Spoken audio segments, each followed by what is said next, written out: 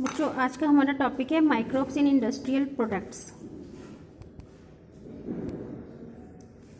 Even in industry microbes are use to synthesize a number of products. Industry में microbes जो use होते हैं वो किस लिए यूज़ होते हैं? बहुत सारे प्रोडक्ट्स बनाने के लिए। वैल्यूएबल टू ह्यूमन बींग्स, जो कि ह्यूमन बींग्स के लिए काफ़ी ज़्यादा इंपॉर्टेंट होते हैं, वैल्यू वाले होते हैं। बिवरेजेस, कितने सारे बिवरेजेस हैं। एंटीबायोटिक मेडिसिन जो हैं वो इनके एग्जाम्पल हैं। Production on an industrial scale requiring growing microbes in very large vessels called fermenters. Industry में डेवलप करने के लिए माइक्रोब्स जो होते हैं उनको जो है ग्रो किया जाता है लार्ज वेसल, ठीक है, जिसमें इंडस्ट्री पर्पस पर प्रोडक्शन के लिए माइक्रोब्स को ग्रो किया जाता है। माइक्रोब्स होंगे तो इसमें इंडस्ट्री लेवल पर काफ़ी ज़्यादा नए प्रोडक्ट बनेंगे, और जिस वेसल में माइक्रोब्स को ग्रो किया जाता है that is called the fermenters. उसको क्या बोलते हैं? फर्मेंटर्स। ये फिगर में दिखाया हुआ है, फिगर 10.4 देखो। ये जो डायग्राम आपको दिख रहा है, ये वाला, ये ओरिजिनल डायग्राम है।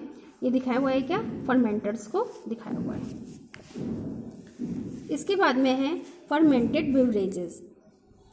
Microbes specially yeast have been used from time immemorial for the production of beverages. Microbes जो होते हैं स्पेशली ईस्ट, इन्होंने मेंशन किया हुआ है, ईस्ट जो है वो यूज़ होता है किसके प्रोडक्शन के लिए? बेवरेजेस। बेवरेजेस क्या क्या हुए? Like wine, beer, whisky, brandy और रम। ये जो हैं ये क्या हैं? ये डिफरेंट टाइप के बेवरेजेस हैं।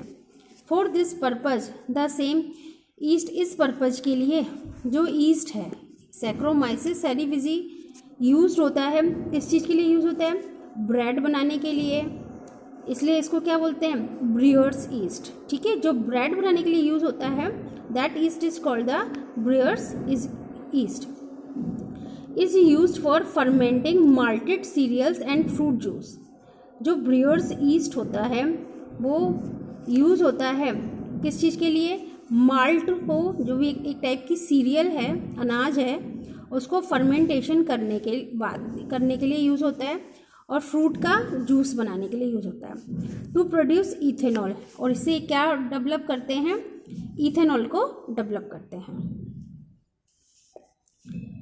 Do you recollect the metabolic reactions which result in the production of ethanol by east? ये कह रहे हैं आप ये रिएक्शन बताइए जिसके थ्रू इथेनॉल डेवलप किया जाता है ईस्ट के through. Depending on the type of the raw material use for fermentation and the type of processing, ठीक है। ये कह रहे हैं जो रॉ मटेरियल, जो चीज़ें ज़रूरत हैं, किस चीज़ के लिए ज़रूरत है? फर्मेंटेशन के लिए, ठीक है। विद और विदाउट डिस्टिलेशन, डिस्टिलेशन की प्रोसेस के साथ और without distillation. Different type of alcoholic drinks are obtained. इस प्रोसेस के थ्रू अलग अलग टाइप के अल्कोहलिक ड्रिंक को प्रोड्यूस किया जाता है। जैसे वाइन एंड बियर है, are produce without distillation. Wine और बियर जो है इसमें डिस्टिलेशन नहीं होती है, जबकि विस्की और ब्रांडी और रम है इसमें डिस्टिलेशन की प्रोसेस होती है। बच्चों, डिस्टिलेशन का मतलब होता है जैसे हम किसी भी चीज़ को, जैसे हम पानी को गर्म करें, पानी को गर्म करने के बाद में जो उसका जो भाप होती है उसको जब कलेक्ट किया जाता है तो that process is called the distillation. तो यहाँ पे यही है कि वाइन और बियर जो है वो उसमें डिस्टिलेशन की प्रोसेस नहीं होती है, जबकि विस्की, ब्रांडी और रम जो है उसमें डिस्टिलेशन की प्रोसेस होती है। ये देखो, ये डायग्राम दिखाया हुआ है, ये नेचुरल डायग्राम है। ये किस चीज़ का डायग्राम है? फर्मेंटेशन का, डिस्टिलेशन की प्रोसेस हो रही है। इसके बाद में नेक्स्ट है एंटीबायोटिक्स। एंटीबायोटिक्स आप लोगों को पता है एंटीबायोटिक कब दी जाती है? जब हम फीवर होता है, कहते हैं ना एंटीबायोटिक, कोई इन्फेक्शन वगैरह होता है या कोल्ड कफ होता है, उस time at that time there is given the antibiotic. तो antibiotic produced by microbes. Antibiotic कैसे प्रोड्यूस हो रहे हैं? माइक्रोब्स के through. Are regarded as one of the most significant discoveries of the 20th century. ये जो है काफ़ी इम्पॉर्टेंट डिस्कवरी है। कब की है ये? 20th सेंचुरी की। देखो बच्चों, अब इसमें है Centurion have greatly contributed toward the welfare of human society. जो एंटीबायोटिक्स हैं उन्होंने काफ़ी ज़्यादा इम्पॉर्टेंट रोल प्ले किया है। किस चीज़ के लिए? ह्यूमन के वेलफेयर और सोसाइटी के लिए। अब इसके बाद में anti is a Greek word that means against. Anti आपको पता ही है, कहते हैं ना ये इसका एंटी है। एंटी का मतलब होता है जस्ट उसका अपोजिट, मतलब against. Bio means life, bio मतलब life, together they mean against life. ठीक है, इनका मतलब क्या हो गया? लाइफ के against. In the context of disease causing organism, किसके? जो ऑर्गेनिज्म डिजीज कॉज करते हैं। Whereas with reference to human beings they are pro life and not against.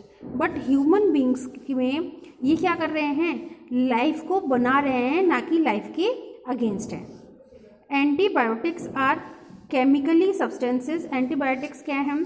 Chemically substances हैं which are produce by some microbes, जो किससे produce होते हैं? कुछ माइक्रोब से। एंड कैन किल और retarded the growth of other microbes, जो क्या करते हैं? दूसरे माइक्रोब्स को किल कर देते हैं या उनकी ग्रोथ को रोक देते हैं। इसके बाद में है बच्चों, you are familiar with the commonly use antibiotics penicillin. Penicillin का नाम तो सबने सुना है।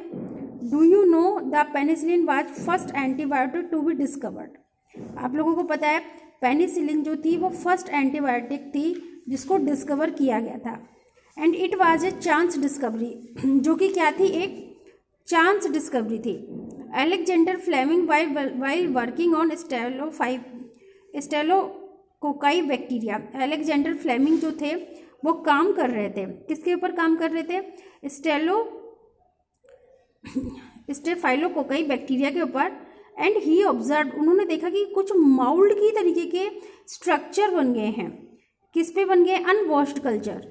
जो पेट्री प्लेट में जो उनका कल्चर था, कल्चर मतलब जैसे हम कल्चर का मतलब होता है बच्चों, जैसे कोई प्लांट है या कोई एनिमल है या कोई भी है, जब हम उसको ग्रो करते हैं 1 से 2, 2 से 4, जब हम उसको बढ़ाते चले जाते हैं, वो किसी भी तरीके से किसी न्यूट्रिशनल मीडियम में जब वो बढ़ता है तो हम उसको ये बोलेंगे बायोलॉजिकली लैंग्वेज में कि हम उसका कल्चर कर रहे हैं। तो उन्होंने अनवॉश्ड कुछ पेट्री प्लेट थी जो कि वॉश्ड नहीं हो पाई, तो उसमें उन्होंने देखा कि वहाँ पे कुछ माउल्ड जैसा स्ट्रक्चर बन गया है। ठीक है, और plates around which staphylococci did not grow. और वहाँ पे उन्होंने देखा कि वो जब वहाँ पे वो माउल्ड का स्ट्रक्चर बन गया है जहाँ पे स्टेलोफाइकोकाई जो है ग्रो ही नहीं हो पा रही है, he found out that it was due to chemical produce. तो उन्होंने ये देखा कि वो जो माउल्ड बना है उसमें से कोई केमिकल निकल रहा है। And he named it penicillin, और उन्होंने उसका नाम क्या दिया? Penicillin, after the mould penicillin notatum. जो वो माउल्ड था उससे जो लिक्विड निकला, जो केमिकल निकला, उसको नाम क्या दिया? पेनिसिलियम नोटेटम दिया। However its full potential as an effective antibiotics, इसकी जो फुल पोटेंशियल थी वो इफेक्टिव थी किसके ऊपर? Antibiotics. Was establish much later by Ernest Chain and Howard Florey. इसको और एक्सप्लेन किया किसने किया? Ernest Chain and Howard Florey ने। This antibiotics was extensively use to treat American soldier. ये जो एंटीबायोटिक ये थी कि बहुत ज़्यादा यूज हुई अमेरिकन सोल्जर्स के चोट लगने पर, जब वर्ल्ड वार 2 हुआ था। फ्लेमिंग चैन फ्लोरी, इनको अवार्ड मिला था नोबेल प्राइज़ 1945 में इस डिस्कवरी के लिए। इसके बाद में है आफ्टर पेनिसिलिन। पेनिसिलिन के बाद में अदर एंटीबायोटिक्स, दूसरी एंटीबायोटिक वर ऑल्सो प्यूरिफाइड, और भी एंटीबायोटिक्स को निकाला गया फ्रॉम अदर माइक्रोब्स, दूसरे माइक्रोब से। Can you name some other antibiotics? क्या तुम कुछ और एंटीबायोटिक्स के नाम बता सकते हो? And find out their sources, और उनके सोर्सेज की कहाँ से कौन सी एंटीबायोटिक्स निकली। Antibiotics have greatly improved our capacity to treat deadly disease antibiotics जो होती है वो हमारी काफ़ी सारी डिजीज़ को सही करने में यूज़ होती है, जैसे प्लेग हो गया, हुफिंग कफ हो गया, डिप्थीरिया हो गया, लेप्रोसी हो गया, which use to kill millions. ठीक है, पूरे वर्ल्ड में इन वाले बीमारियों को सही करने के लिए एंटीबायोटिक्स का यूज़ होता है। Today we can not imagine a world without antibiotics. हम वर्ल्ड को बिना एंटीबायोटिक्स के इमेजिन नहीं कर सकते।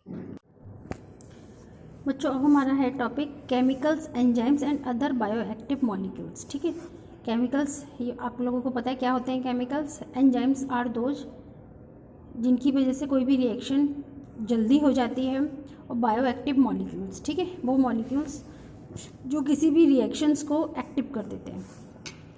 Microbes